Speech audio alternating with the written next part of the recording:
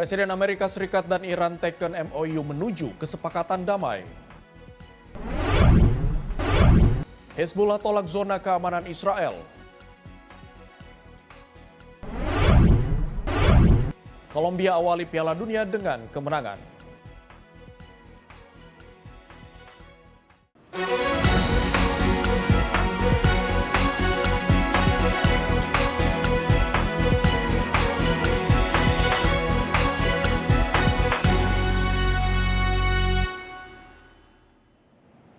Halo pemirsa, senang sekali program Sorotan Dunia kembali hadir menyapa Anda. Kali ini bersama saya, Abdi Azwar Sahi.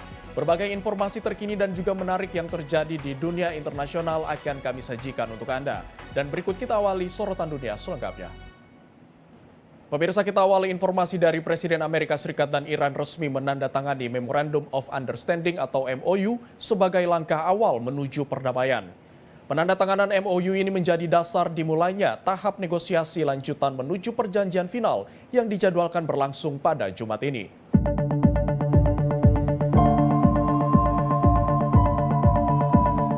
Presiden Amerika Serikat Donald Trump menginformasi bahwa Memorandum of Understanding atau MOU dengan Iran telah resmi ditandatangani di Versailles, Prancis. This was not easy. I can tell you. Trump menyebut penandatanganan dokumen tersebut tidak mudah dicapai, namun menjadi langkah penting menuju berakhirnya konflik antar kedua negara. Sementara itu, juru bicara Kementerian Luar Negeri Iran, Emiskel Baki, menegaskan bahwa MOU menandai dimulainya tahap baru dalam proses perdamaian. Menurutnya, setelah MOU ditandatangani, kedua negara akan memulai negosiasi lanjutan untuk menyusun perjanjian final yang dijadwalkan berlangsung pada hari Jumat. Dalam tahap negosiasi tersebut, kedua pihak akan membahas berbagai isu penting termasuk program nuklir Iran, pencabutan sanksi, serta pengaturan keamanan dan stabilitas kawasan. Namun hingga saat ini, poin kesepakatan belum diungkap secara resmi kepada publik. Tim redaksi Simpo TV melaporkan. This was not easy. I can tell you. Sementara itu, Presiden Amerika Serikat Donald Trump menyampaikan apresiasi kepada Presiden China Xi Jinping dan Presiden Rusia Vladimir Putin atas sikap yang disebut netral dalam konflik terkait Iran. Pernyataan itu disampaikan usai KTT G7 di Prancis.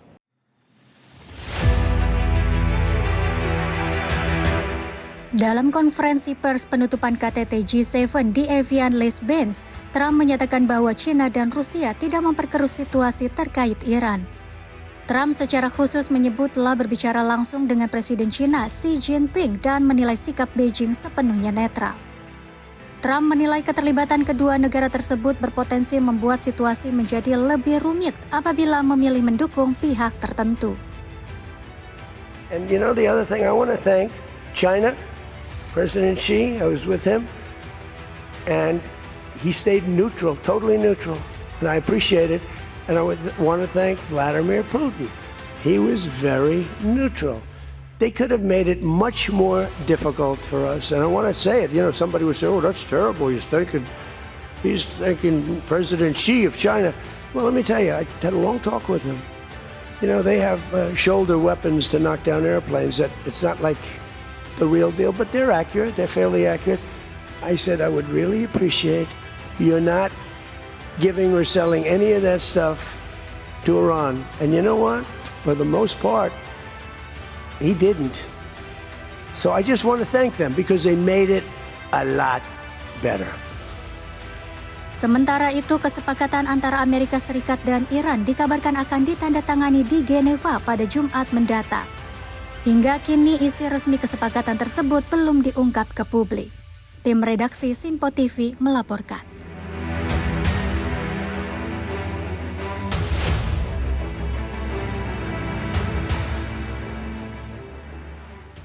Pemirsa, resor Bergenstock di Lucerne, Swiss mulai dipersiapkan menjelang penandatanganan Memorandum of Understanding atau MOU antara Amerika Serikat dan Iran yang dijadwalkan berlangsung pada Jumat ini.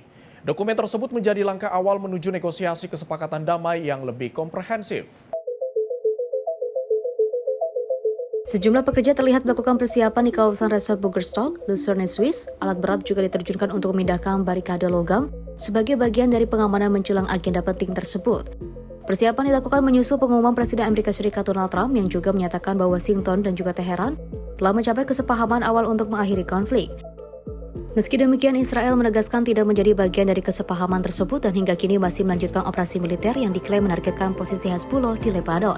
Tim redaksi Simpo TV melaporkan. Presiden Serbia Aleksandar Vučić menilai hasil krisis di Timur Tengah akan memengaruhi arah politik dunia di masa depan. Menurutnya, Iran tidak dapat disebut sebagai pihak yang dikalahkan dalam konflik terbaru dan fakta tersebut harus menjadi pertimbangan dunia internasional.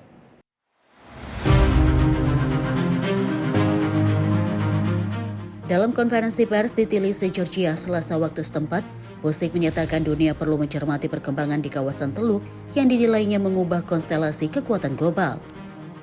Menurut Vučić, tidak ada pihak yang dapat mengklaim bahwa kekuatan besar dunia berhasil mengalahkan Iran, karena kenyataannya Iran masih bertahan dan tetap menjadi aktor penting di kawasan. Vučić menegaskan bahwa posisi Iran pasca konflik menjadi fakta baru yang akan sangat memengaruhi kebijakan internasional pada masa mendatang. Dalam kesempatan yang sama, Vučić juga menyinggung situasi di Eropa Timur yang menurutnya masih dipenuhi ketegangan. Ia menilai perdamaian atau gencatan senjata antara Ukraina dan Rusia tidak akan bertahan lama, karena berbagai persoalan mendasar masih belum terselesaikan. Vučić menyebut dunia saat ini semakin didominasi oleh isu bersenjataan dan keamanan yang menjadi sorotan utama berbagai negara. Tim redaksi Simpo TV melaporkan.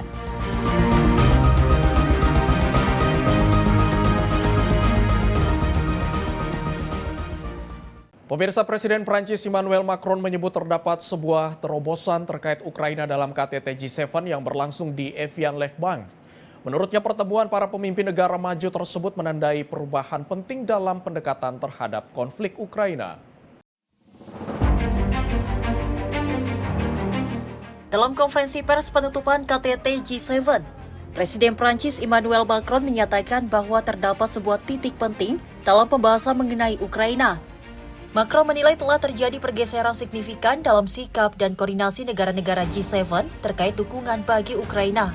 Macron menyebut hasil pertemuan ini memiliki arti penting bagi langkah selanjutnya dalam menangani konflik yang masih berlangsung. Saat ditanya mengenai hubungannya dengan Presiden Amerika Serikat Donald Trump, Macron menegaskan bahwa ia tetap menaruh kepercayaan kepada pemimpin Amerika Serikat tersebut. Menurut Macron, meskipun keduanya kerap memiliki perbedaan pandangan, Trump selalu memenuhi komitmen yang telah disepakati bersama. Dalam konferensi pers terpisah, Trump lebih banyak membahas kesepahaman yang dicapai Amerika Serikat dan Iran. Trump juga mengungkapkan bahwa pekan ini ia telah berbicara dengan Presiden Ukraina Volodymyr Zelensky dan Presiden Rusia Vladimir Putin, serta menyatakan akan memberikan perhatian lebih lanjut terhadap konflik Ukraina. Pernyataan Macron menunjukkan bahwa isu Ukraina tetap menjadi salah satu agenda utama dalam KTT G7. Para pemimpin negara maju terus mencari langkah bersama untuk merespon perkembangan konflik dan menjaga stabilitas global. Tim redaksi Simpo TV melaporkan. Presiden Rusia Vladimir Putin melepas para pemimpin dan delegasi ASEAN dalam jamuan gala KTT ASEAN Rusia di kota Kazan.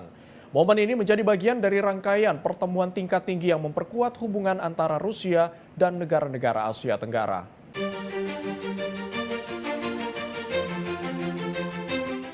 Presiden Rusia Vladimir Putin menghadiri resepsi gala yang digelar dalam rangkaian KTT ASEAN Rusia di Kazan. Rekaman video menunjukkan Putin menyalami dan berpamitan dengan para pemimpin serta delegasi yang hadir dalam acara tersebut. Di antaranya adalah Sultan Brunei Darussalam, Sultan Hassanal Bolkiah, Perdana Menteri Kamboja, Hun Manet, dan Perdana Menteri Laos, Soniksai Sivandone. Jamuan gala menjadi salah satu agenda diplomatik yang mempertemukan para pemimpin dalam suasana yang lebih akrab di luar sesi resmi KTT. Pertemuan ini juga menjadi momen penting dalam upaya memperkuat kemitraan antara Rusia dan negara-negara ASEAN di tengah dinamika global yang terus berkembang. Tim redaksi Simpo TV melaporkan.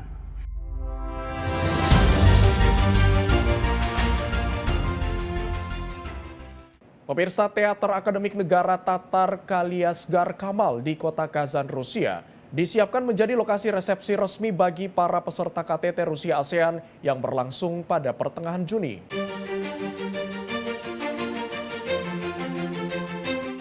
Rekaman video memperlihatkan bagian dalam gedung teater, termasuk area informasi dan deretan bendera yang dipasang untuk menyambut para tamu.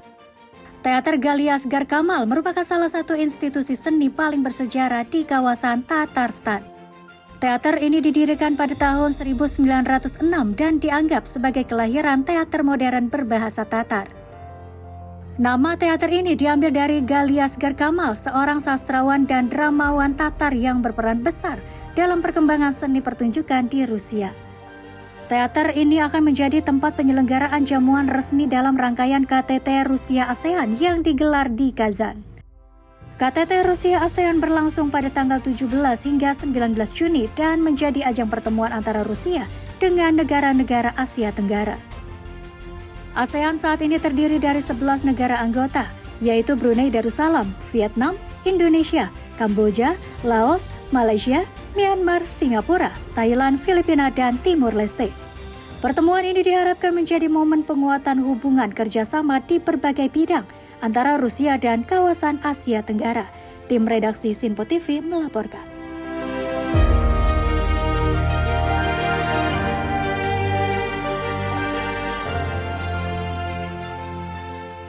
Para peserta KTT ASEAN Rusia mengunjungi pameran Made in Tatarstan di kota Kazan. Pameran ini menampilkan beragam inovasi, teknologi, dan produk unggulan yang menjadi kebanggaan publik Tatarstan. Di sela rangkaian KTT ASEAN Rusia, para delegasi berkesempatan meninjau pameran Made in Tatarstan yang digelar di Pusat Kerajinan dan Inovasi Kazan. Rekaman video menunjukkan Perdana Menteri Timor Leste, Khairala Sasana Gusmao, mengamati berbagai produk teknologi dan industri yang dipamerkan. Ia juga terlihat mencoba peralatan medis edukatif berupa manekin simulasi kesehatan yang menjadi salah satu atraksi pameran. Sementara itu, utusan khusus Presiden Myanmar dan Sekretaris Tetap Kementerian Luar Negeri Myanmar, Khaw Han Sung, meninjau model helikopter dan pesawat buatan Rusia yang dipamerkan dalam acara tersebut. Dalam kesempatan yang sama, Perdana Menteri Timor Leste menyatakan harapannya agar KTT ASEAN Rusia dapat memperkuat kerjasama di bidang perdagangan, investasi, pertanian, dan berbagai sektor lainnya. We just entered to ASEAN last year in October. That's why we came to ASEAN, we joined ASEAN just to see the opportunities in what we can take advantage of the membership and in what our responsibility to contribute to ASEAN. Pameran Made in Tatarstan digelar untuk menampilkan potensi ilmiah, teknologi, industri, dan budaya yang dimiliki Republik Tatarstan kepada para tamu internasional. KTT ASEAN Rusia sendiri berlangsung di Kazan pada 17 hingga 19 Juni dengan dihadiri para pemimpin dan delegasi dari negara-negara ASEAN. Tim redaksi Sinpo TV melaporkan. Pemirsa, Sekretaris Jenderal ASEAN Khaw Kim Horn mengunjungi Masjid Qul Sharif di kota Kazan menjelang digelarnya KTT ASEAN Rusia. Kunjungan ini menjadi salah satu agenda pertemuan para pemimpin negara Asia Tenggara dan Rusia. Sekretaris Jenderal ASEAN Khaw Kim Horn bersama Sekretaris Tetap Kementerian Luar Negeri Myanmar, Khaw Han Sung, mengunjungi Masjid Qul Sharif di Kazan pada Selasa waktu setempat. Keduanya didampingi delegasi masing-masing saat meninjau salah satu ikon terkenal di ibu kota Republik Tatarstan tersebut. Rekaman video menunjukkan rombongan mengamati berbagai ornamen, ukiran, dan arsitektur khas Masjid Qul Sharif yang menjadi salah satu destinasi wisata dan religi terkenal di Rusia. Kunjungan ini dilakukan menjelang dimulainya KTT ASEAN Rusia yang akan berlangsung pada 17 hingga 19 Juni di Kazan. Pertemuan tersebut akan mempertemukan para pemimpin dan pejabat tinggi negara-negara ASEAN dengan Presiden Rusia, Vladimir Putin, untuk membahas berbagai isu strategis dan kerjasama kawasan. Tim redaksi Sinpo TV melaporkan. Perusahaan energi nuklir negara Rusia Rosatom menyatakan kesiapannya untuk memasuki tingkat baru kerjasama dengan negara-negara ASEAN. Hal tersebut disampaikan di sela KTT ASEAN Rusia yang berlangsung di Kazan. Direktur Utama Rosatom Alexei Likachev menyatakan bahwa KTT ASEAN Rusia menjadi momentum penting untuk memperkuat kerjasama di sektor nuklir dan teknologi tinggi. Menurut Likachev, hubungan antara Rosatom dan negara-negara ASEAN telah berkembang selama bertahun-tahun dan kini siap memasuki tahap yang lebih maju. Ia menyebut kerjasama yang telah berjalan meliputi program pelatihan sumber daya manusia serta penelitian ilmiah dengan berbagai negara di kawasan Asia Tenggara. Rosatom juga mengusulkan perluasan kolaborasi ke bidang kompetensi digital, pengembangan material baru, teknologi manufaktur aditif atau 3D printing, serta kedokteran nuklir. Likachev menegaskan bahwa Rusia siap berbagi pengetahuan dan pengalaman, tidak hanya di bidang nuklir tetapi juga dalam berbagai sektor teknologi modern. Tim redaksi Simpo TV melaporkan. Pemirsa, usai jeda kami akan menghadirkan informasi terkait Hezbollah menolak zona keamanan Israel. Informasi selengkapnya usai jeda berikut ini, tetaplah bersama kami.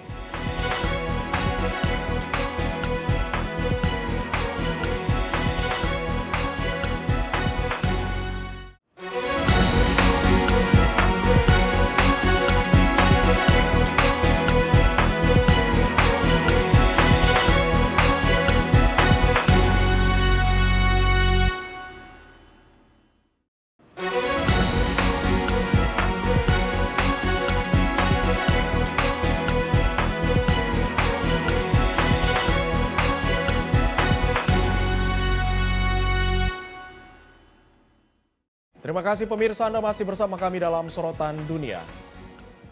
Pemirsa, kita lanjutkan informasi dari serangan udara Israel kembali mengguncang Lebanon Selatan. Operasi militer ini terjadi meskipun telah tercapai kesepahaman antara Amerika Serikat dan Iran yang juga mencakup upaya mengakhiri konflik di Lebanon.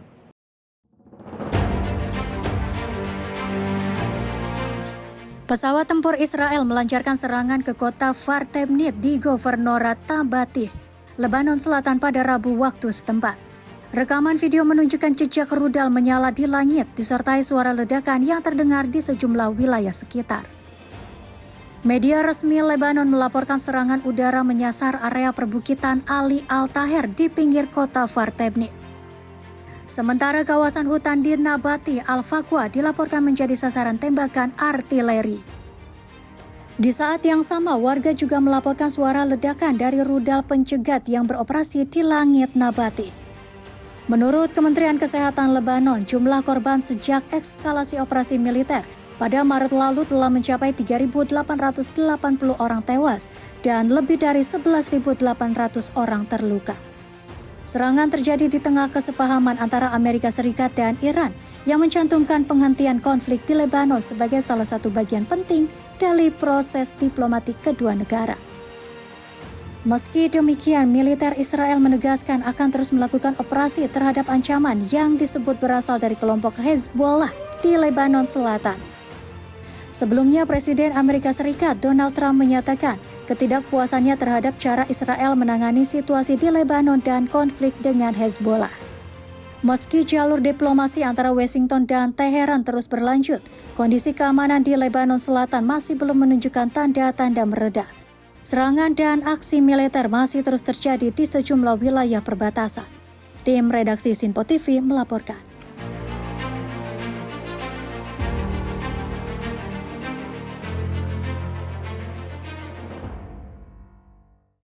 Sementara itu, sejumlah wilayah di Lebanon Selatan kembali diguncang ledakan dan serangan militer Israel. Serangan terjadi di tengah desakan Iran agar penghentian konflik di Lebanon menjadi bagian tak terpisahkan dari kesepahaman yang tengah difinalisasi bersama Amerika Serikat.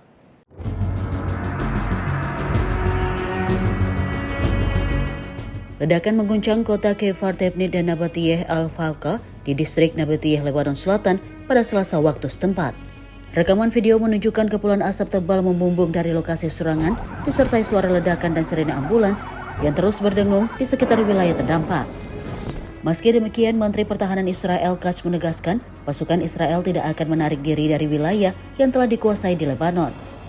Sementara itu, Menteri Luar Negeri Iran Abbas Araghchi menyebut berakhirnya pertempuran di Lebanon menjadi salah satu prasyarat untuk mengakhiri konflik yang lebih luas di kawasan.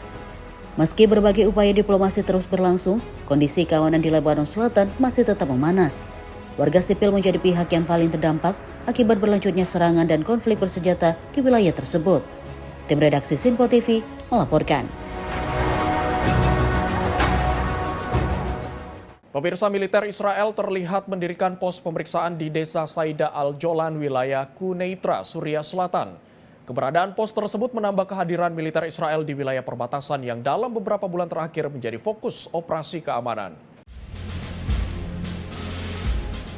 Rekaman video menunjukkan warga yang melintasi pos pemeriksaan serta sejumlah personil militer dan kendaraan tempur Israel yang berjaga di lokasi. Kehadiran pos pemeriksaan ini muncul kurang dari sepekan setelah media lokal melaporkan bahwa pasukan Israel membangun pos serupa di jalan penghubung antara desa Saida Al-Jolan dan Al-Mufaraj di wilayah Quneitra. Hingga berita ini disusun, militer Israel belum memberikan keterangan resmi terkait laporan mengenai pendirian pos pemeriksaan tersebut. Sejak pergantian kekuasaan di Suriah pada tahun 2024, Israel terus memperluas kontrol keamanannya di Suriah Selatan dengan menempatkan pasukan di zona penyangga serta melancarkan serangan ke sejumlah fasilitas militer Suriah. Menteri Pertahanan Israel, Katz, menegaskan pemerintah akan mempertahankan keberadaan pasukan di zona keamanan di Lebanon, Suriah, dan Gaza tanpa batas waktu demi melindungi wilayah dan masyarakat Israel dari ancaman kelompok bersenjata. Perkembangan ini terjadi di tengah tercapainya kesepakatan antara Amerika Serikat dan Iran untuk mengakhiri konflik keduanya, yang dijadwalkan ditandatangani pekan ini. Namun Israel menegaskan tidak menjadi pihak dalam kesepakatan tersebut. Tim redaksi Sinpo TV melaporkan. Pemimpin Hezbollah Naim Qassem menegaskan penolakan terhadap rencana pembentukan zona keamanan Israel di Lebanon Selatan. Dalam pidato televisi, ia juga menolak usul perlucutan senjata dan menegaskan Israel harus meninggalkan seluruh wilayah Lebanon.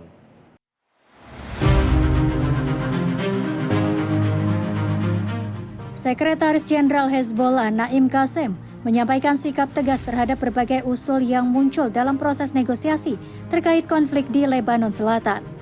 Dalam pidato yang disiarkan televisi, Qassem menegaskan tidak akan ada zona keamanan atau pilot zone bagi Israel di wilayah Lebanon.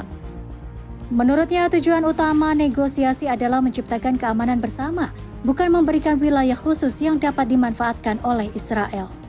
Qassem juga menolak setiap usul yang mensyaratkan Hezbollah untuk melucuti senjatanya. Ia menyebut prioritas saat ini adalah menjalankan kesepakatan gencatan senjata dan mencapai sejumlah tujuan, termasuk menghentikan seluruh serangan Israel, penarikan pasukan Israel dari wilayah Lebanon, pembebasan tahanan, pemulangan warga yang mengungsi, serta memulai proses rekonstruksi. Qassem turut menyampaikan terima kasih kepada Iran yang menurutnya telah memasukkan isu Lebanon dalam kesepahaman terbaru dengan Amerika Serikat. Sebelumnya, Amerika Serikat dan Iran mengumumkan tercapainya kesepahaman untuk mengakhiri konflik di kawasan, termasuk yang berkaitan dengan Lebanon. Meski demikian, militer Israel menegaskan akan tetap melanjutkan operasi terhadap apa yang disebut sebagai ancaman dari Hezbollah. Pernyataan Naim Qassem menunjukkan bahwa masih terdapat perbedaan pandangan yang tajam mengenai masa depan keamanan di Lebanon Selatan, di tengah upaya diplomasi yang terus berlangsung. Tim redaksi Sinpo TV melaporkan.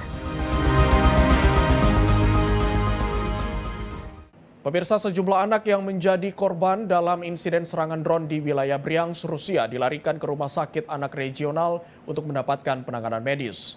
Insiden ini memicu saling tuding antara Moskow dan Kiev terkait pihak yang bertanggung jawab.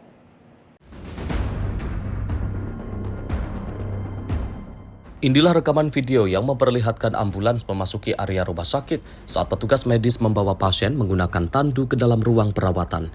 Komite Investigasi Rusia menyatakan bahwa sebuah drone Ukraina diduga menghantam bus penumpang yang membawa anak-anak sekolah. Menurut keterangan otoritas, bus tersebut mengangkut 44 penumpang dari Belarus menuju Gelendzhik. Di antaranya terdapat 28 atlet muda yang sedang menuju lokasi liburan.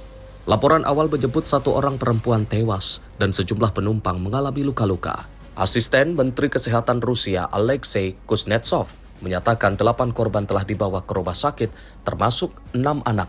1 anak dilaporkan dalam kondisi serius, sementara korban lain berada dalam kondisi sedang dan mendapatkan perawatan medis. Juru bicara Kementerian Luar Negeri Rusia, Maria Zakharova, menyebut insiden ini sebagai serangan terhadap warga sipil, khususnya anak-anak.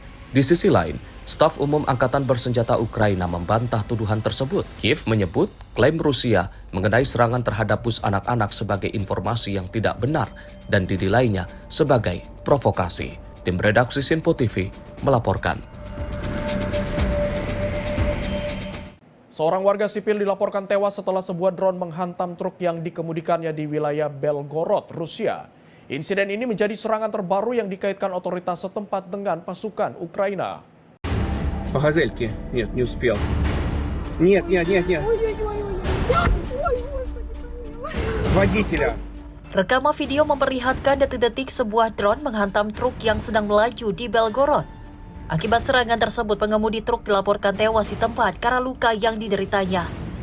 Pusat Operasi Wilayah Belgorod menyatakan kendaraan tersebut juga mengalami kerusakan akibat ledakan yang terjadi saat serangan. Otoritas setempat menyampaikan bela sungkawa kepada keluarga korban dan menegaskan bahwa insiden ini menambah daftar serangan drone yang terjadi di wilayah perbatasan Rusia. Serangan drone di wilayah perbatasan Rusia terus meningkat dalam beberapa bulan terakhir di tengah berlanjutnya konflik antara Rusia dan Ukraina. Tim redaksi Simpo TV melaporkan. Kita beralih ke informasi lain, pemirsa. 1 bulan setelah Republik Demokratik Kongo menetapkan status wabah Ebola, petugas kesehatan masih berjuang menekan penyebaran virus di wilayah Bunia. Meski jumlah pasien yang sembuh terus meningkat, Organisasi Kesehatan Dunia atau WHO mengingatkan bahwa situasi masih berada dalam fase kritis.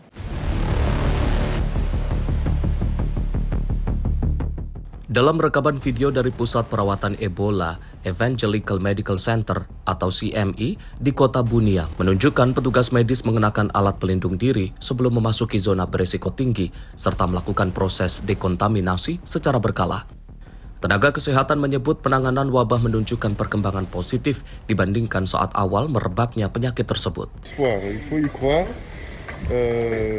Comme je disais au début, c'était difficile, mais de plus en plus, il y a des patients qui sortent guéris. Sur ces sites de CME, on en sort des guéris chaque jour maintenant. Donc, et ça va être pareil dans toutes les unités de traitement qui ont été mises en place sous les lits du ministère de la Santé. Menurut petugas medis, semakin banyak pasien yang berhasil pulih dan dipulangkan dari pusat-pusat perawatan Ebola yang dibentuk pemerintah. Namun demikian, WHO menilai wabah ini masih terus berkembang dan belum sepenuhnya terkendali. Après, on peut dire qu'on a une épidémie qui a évolué rapidement et une épidémie qui encore évolue, qui va évoluer davantage et pour laquelle nous, les partenaires sous le leadership du ministère, nous devons aussi renforcer nos capacités de manière à contrôler l'épidémie. On peut dire aussi qu'on est encore dans une période critique de l'épidémie. On continue de voir beaucoup de décès communautaires. Donc ça veut dire que c'est un indicateur qui nous montre que la population ne va pas encore de manière tôt aux structures de santé pour qu'on puisse diminuer le taux. WHO menegaskan penanganan wabah memerlukan kerjasama antara pemerintah, tenaga kesehatan, dan masyarakat agar pasien dapat mendapatkan perawatan sejak dini dan angka kematian dapat ditekan. Hingga 16 Juni, Kementerian Kesehatan Kongo mencatat 808 kasus terkonfirmasi dengan 192 kematian akibat Ebola.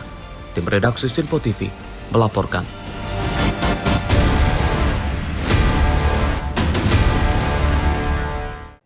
Pemirsa, polisi Israel membubarkan aksi protes kaum Yahudi Ortodoks Ultra di kawasan Bnei Brak, Israel Tengah pada Rabu pagi waktu setempat. Aksi yang memblokir jalan tol utama ini dipicu oleh penangkapan sejumlah pelajar yeshiva yang dituduh menghindari wajib militer.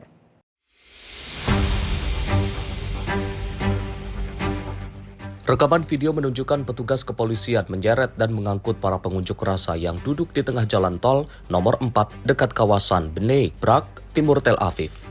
Para demonstran memblokir arus lalu lintas di kedua arah jalan sehingga menyebabkan kemacetan panjang saat jam sibuk pagi hari. Aksi ini digelar oleh kelompok Jerusalem Factions, sebuah faksi Haredi garis keras yang menolak kebijakan wajib militer bagi kaum Yahudi Ortodoks. Protes dipicu oleh penahanan sejumlah pelajar yeshiva yang dituduh tidak mematuhi perintah wajib militer. Isu pengecualian wajib militer bagi pelajar agama Haredi selama bertahun-tahun menjadi salah satu perdebatan politik dan sosial paling sensitif di Israel. Dalam beberapa waktu terakhir, otoritas Israel meningkatkan penegakan hukum terhadap mereka yang dituduh menghindari wajib militer, menyusul putusan pengadilan dan desakan untuk memperluas rekrutmen tentara. Aksi protes serupa oleh kelompok ultra-ortodoks dilaporkan semakin sering terjadi dengan sasaran utama berupa pemblokiran jalan raya dan jalur transportasi sebagai bentuk penolakan terhadap kebijakan konskripsi militer. Tim redaksi Simpo TV melaporkan. Pemirsa, Uni Emirat Arab kembali mengirim bantuan kemanusiaan bagi warga Palestina di jalur Gaza. Sebanyak 100 ton bantuan pangan dan susu formula bayi diterbangkan melalui operasi Sea Rose Naik 3. Deretan kotak bantuan kemanusiaan tampak telah disiapkan di Sharjah, Uni Emirat Arab untuk diberangkatkan menuju Gaza. Bantuan tersebut dikirim atas arahan pengusaha UMM Al-Quwain Sheikh Saud bin Rashid Al-Mualla melalui Yayasan Saud bin Rashid Al-Mualla untuk kegiatan amal dan kemanusiaan. Ketua Dewan Pengawas Yayasan Said Majid bin Saud Al-Mualla turut meninjau proses pengiriman bantuan bersama tim kemanusiaan Emirat, yang merupakan bagian dari operasi Sea Rose Naik 3. تنفيذا لتوجيهات صاحب السمو الشيخ سعود بن راشد المعلى عضو المجلس الأعلى حاكم أمن القوين، تساهم اليوم مؤسسة سعود بن راشد المعلى للأعمال الخيرية والإنسانية في تسيير طائرات مساعدات إنسانية عاجلة تحمل 100 طن من المواد الغذائية وحليب الأطفال دعما للأشقاء في قطاع غزة.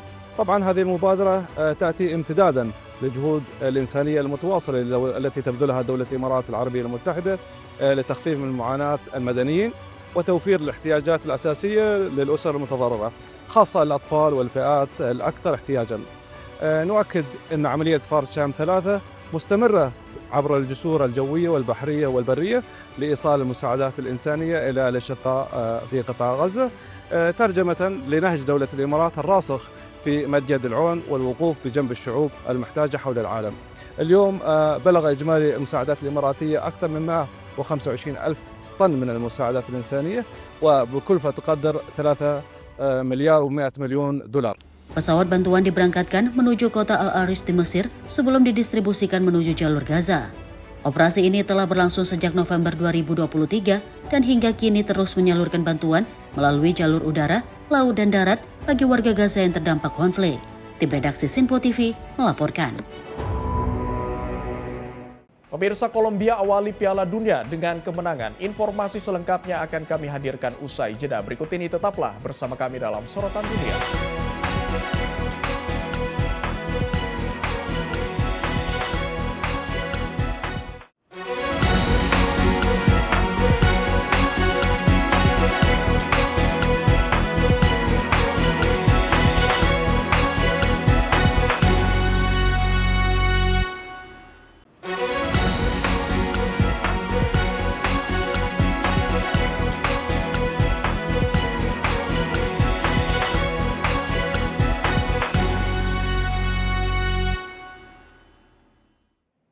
Terima kasih pemirsa, Anda masih bersama kami dalam program Sorotan Dunia. Pemirsa, kita lanjutkan informasi dari ada yang viral dan selalu menjadi rujukan wisata jamaah haji atau umroh di Mekah, Arab Saudi. Di lokasi ini sangat luar biasa dengan pemandangan yang sangat memukau, terlebih menjelang senja atau maghrib.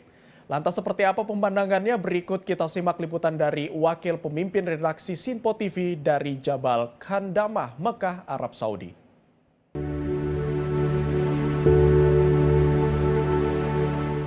Usai hiruk-pikuk rangkaian ibadah haji dan bahkan sudah mulai berdatangan, jemaah umroh di Tanah Suci selalu ada ruang untuk berhenti sejenak, menikmati keindahan yang tak selalu tertulis dalam buku manasik. Jabal Khandamah, sebuah bukit di kawasan sekitar Masjidil Haram ini menjadi salah satu titik yang menyajikan pemandangan Mekah dari ketinggian. Dari titik inilah jemaah menyaksikan satu momen yang sederhana namun membekas. Berdiri di ketinggian antara 370 hingga 610 meter di atas permukaan laut, puncaknya menyuguhkan pemandangan 360 derajat yang menampilkan kemegahan Menara Jam dan Masjidil Haram. Matahari perlahan tenggelam di balik kota suci Mekah dengan latar megah Masjidil Haram dan juga Menara Jam yang menjulang. Bagi banyak jemaah, ini bukan sekedar menikmati pemandangan, melainkan menyempurnakan rasa syukur setelah menjalani serangkaian ibadah yang menguras tenaga dan juga kehusyuan. Seperti yang dirasakan dua jemaah haji asal Jember, Jawa Timur ini, mereka menyempatkan datang ke titik ini untuk menikmati wajah Mekah dari sudut yang berbeda. Menampilkan pemandangan seluruh kota Mekah dan juga salah satu ikoniknya itu ialah Tower Zamzam dan pelataran Masjidil Haram ini. Itu menjadi salah satu daya tarik yang paling menonjol di sini, dan juga momen sunset ini, matahari terbenam ini juga menjadikan tempat ini menjadi tempat yang cocok untuk mengambil foto. View-nya luar biasa, bagus sekali sunset di Jabal Khandamah ini. dengan view Tower Zamzam dan pelataran Masjidil Haram. Secara bahasa Jabal berarti gunung atau bukit, sedangkan Handama dimaknai sebagai tanah atau permukaan yang juga berwarna gelap atau kehitaman. Konon ini merujuk pada karakter perbukitan batu di kawasan ini. Berada di kawasan timur Masjidil Haram, bukit yang juga membentang dari kawasan Al-Misfalah hingga daerah Jarul. Ini merupakan saksi bisu peristiwa penting dalam Islam termasuk saat menaklukkan kota Mekah. Jabal Qandamah adalah salah satu tempat yang setiap sore dari ba'da asar hingga menjelang maghrib lalu dipenuhi oleh seluruh jamaah, baik jamaah dari Indonesia maupun jamaah dari berbagai negara. Tidak hanya sekedar menikmati matahari terbenam, di tempat ini juga sering dijadikan objek untuk foto-foto karena banyak sekali pemandangan yang menarik dan orang yang datang ke sini akan mengabadikan momen, mengabadikan peristiwa ketika mereka bisa berada di atas Masjidil Haram, atau terlihat di belakang saya ini adalah salah satu ikon dari Masjidil Haram, yaitu tower jam raksasa yang ada di Masjidil Haram. Dan setiap harinya di tempat ini selalu dipenuhi beberapa pengunjung atau beberapa jamaah yang selalu berkumpul, baik itu jamaah yang dari KPIHU maupun jamaah mandiri, bahkan jamaah-jamaah yang kemarin sudah selesai berhaji berkumpul di tempat ini. Nah, yang unik juga di sini adalah ada beberapa warga negara Indonesia yang telah bermukim lama di sini memanfaatkan momen ini untuk berjualan minuman ala kadarnya, yaitu es teh manis.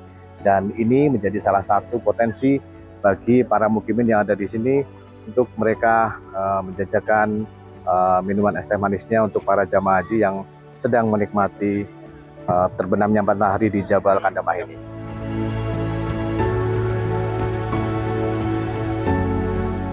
Di tengah keindahan senja itu ada cerita lain yang turut hadir. Dua remaja mukimin memanfaatkan ramainya pengunjung di Jabal Qandamah untuk berjualan es teh manis. Bagi mereka, senja bukan hanya tentang menikmati pemandangan, tapi juga tentang mencari rezeki. Iya, mukimin. Udah mau 3 tahun. Kalau saya baru di sini, baru 2 tahun. Terus mahasiswa atau? Enggak, emang kerja. Kita bisa melihat suasana kota Mekah, kota suci Mekah di sore hari. Apalagi sekarang sudah makin viral, sudah dibuka lagi karena kemarin bulan puasa sempat tutup. Alhamdulillah sekarang buka lagi, udah mulai banyak juga jemaah umroh yang datang, ya kan. Ini membuat Jabal ini atau gunung ini menjadi semakin ramai karena bagus, bisa sambil minum es teh juga. Alhamdulillah belum ada yang jual juga. Saya coba, kasihan jamaah kan belum ada yang jual gitu. Saya coba itu tawarin minuman. Sehari laku 60, alhamdulillah sekarang udah laris. Jabal Qandamah, bukit berbatu yang menjadi saksi Makkah dari ketinggian, mengajarkan satu hal sederhana, bahwa dalam perjalanan spiritual, kadang kita perlu berhenti sejenak untuk menyadari betapa indahnya nikmat yang telah diberikan oleh Allah Subhanahu wa Ta'ala. Dan di tempat ini senja menjadi lebih dari sekedar pergantian waktu, tapi juga cerita dan rezeki. Dari Mekah Al-Mukarramah, Arab Saudi, Ferdi Setiawan, Simpo TV melaporkan.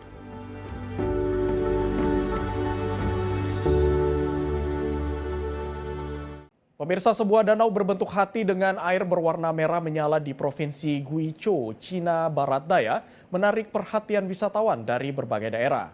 Danau yang dijuluki jantung bumi itu kini menjadi salah satu destinasi ekowisata yang sedang populer di kawasan tersebut.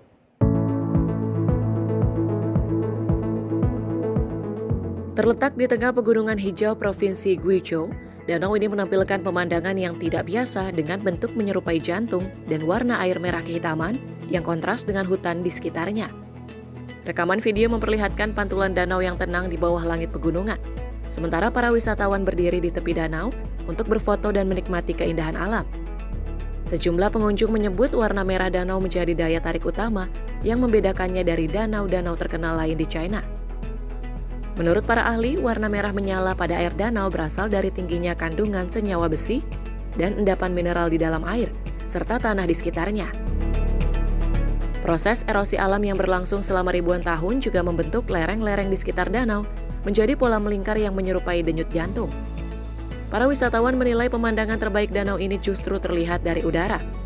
Mereka menyarankan pengunjung menggunakan drone agar dapat melihat dengan jelas bentuk hati yang terbentuk secara alami. Dari permukaan tanah, pengunjung tetap dapat menikmati refleksi hutan dan air berwarna merah yang membentuk suasana eksotis dan tenang. Musim terbaik untuk mengunjungi danau ini adalah awal musim semi dan musim panas, saat volume air sedang tinggi dan vegetasi di sekitarnya tampil paling hijau dan segar.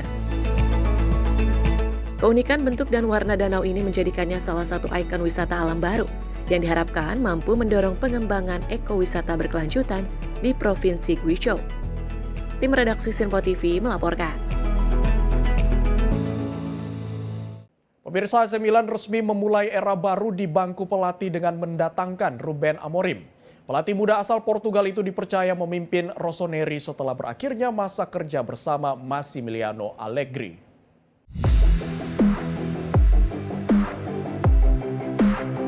AC Milan resmi menunjuk Ruben Amorim sebagai pelatih baru untuk menghadapi musim 2026-2027. Pelatih asal Portugal itu menggantikan Massimiliano Allegri yang dipecat setelah Milan hanya finish di posisi kelima Serie A dan gagal lolos ke Liga Champions. Pengumuman resmi disampaikan Milan pada Selasa 16 Juni 2026. Meski tidak mengungkap durasi kontrak secara resmi, media Italia melaporkan Amorim menandatangani kerjasama hingga Juni 2028 dengan opsi perpanjangan 1 tahun. Dalam pernyataan pertamanya, Amorim mengaku melatih AC Milan merupakan salah satu ambisi besar dalam karirnya. Ia menyebut Milan sebagai klub dengan sejarah, prestasi, dan basis pendukung yang luar biasa. Amorim datang ke San Siro dengan reputasi sebagai salah satu pelatih muda terbaik Eropa. Namanya melambung saat menangani Sporting CP dan mempersembahkan 2 gelar Liga Portugal. Sebelum bergabung dengan Milan, Amorim terakhir menjabat sebagai pelatih Manchester United. Tim redaksi Sinpo TV melaporkan. Sementara itu, Piala Dunia 2026 menjadi momen tak terlupakan bagi Hamza Abdel Karim. Di usia 18 tahun, penyerang muda Mesir itu mencetak rekor bersejarah, sekaligus mendapat kepercayaan menjadi bagian dari raksasa Spanyol Barcelona.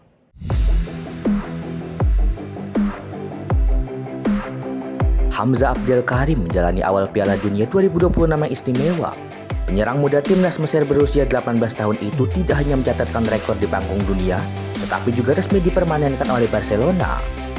Hamza tampil sebagai pemain pengganti saat Mesir menghadapi Belgia pada laga pembuka grup G, Selasa 16 Juni dini hari waktu Indonesia Barat.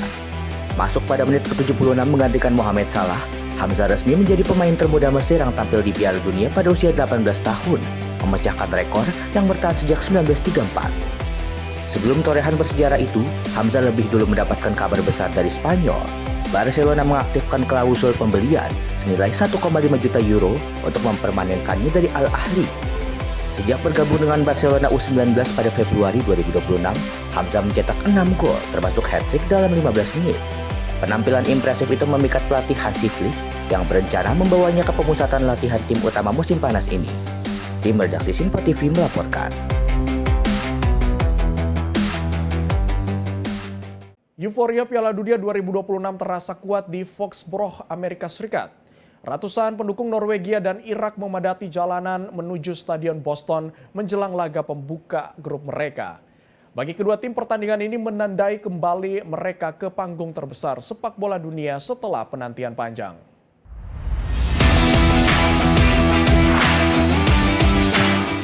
Lautan bendera Norwegia dan Irak mewarnai jalan-jalan di Foxborough.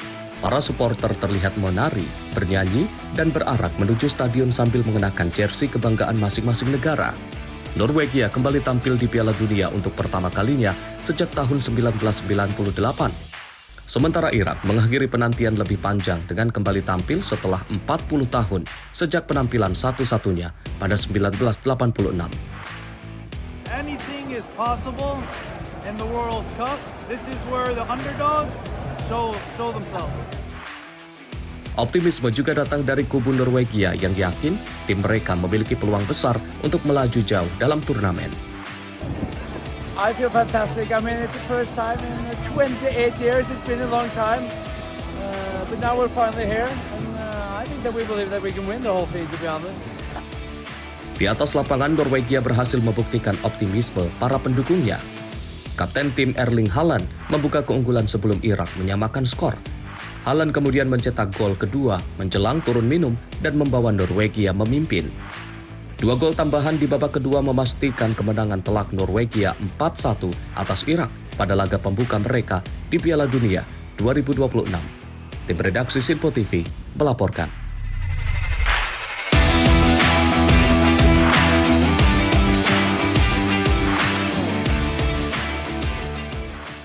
Pemirsa, tim nasional Kolombia mengawali langkah mereka di Piala Dunia 2026 dengan hasil positif. Didukung ribuan supporter yang memadati Stadion Azteca di Mexico City, Kolombia berhasil mengalahkan Uzbekistan 3-1 pada laga perdana grup K.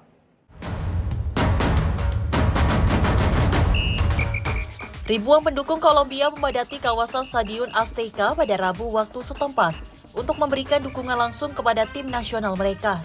Para supporter datang dengan membawa bendera Kolombia serta mengenakan jersey kuning khas timnas yang menjadi identitas Los Cafeteros. Sejak beberapa jam sebelum pertandingan dimulai, suasana di sekitar stadion sudah dipenuhi nyanyian dan semangat para pendukung. Dukungan tersebut berbuah manis setelah Kolombia berhasil menaklukkan Uzbekistan dengan skor 3-1 pada laga pembuka grup K. Sejumlah pendukung menyatakan kebanggaan mereka dapat menyaksikan langsung penampilan timnas Kolombia di ajang Piala Dunia. Mereka juga menyampaikan apresiasi atas sambutan hangat masyarakat Meksiko yang menjadi tuan rumah penyelenggaraan turnamen. Pertandingan Kolombia melawan Uzbekistan menjadi bagian dari persaingan grup K yang juga dihuni oleh Portugal dan Republik Kongo. Tim asuhan Nestor Lorenzo tampil di Piala Dunia 2026 setelah absen pada edisi sebelumnya di Qatar tahun 2022. Kemenangan atas Uzbekistan menjadi awal yang menjanjikan bagi Kolombia dalam perburuan tiket ke babak berikutnya. Dukungan besar dari para supporter juga menunjukkan antusiasme tinggi terhadap kembalinya Los Cafeteros ke panggung Piala Dunia. Tim redaksi Sinpo TV melaporkan. Pemirsa, informasi dari Piala Dunia 2026 tadi sekaligus mengakhiri jumpa kita dalam Sorotan Dunia edisi hari ini. Akhir kata, saya Abdi Azwar Shahi mewakili seluruh kerabat kerja yang bertugas pamit undur diri. Sampai jumpa.